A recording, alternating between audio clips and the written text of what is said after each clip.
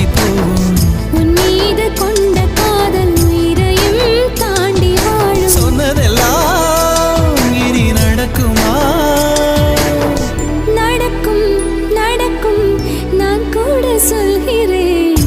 அழகே பிரம்மனிடம் மனு கொடுக்க போயிருந்தேன், நீ என் மனைவியாக வேண்டும் என்று.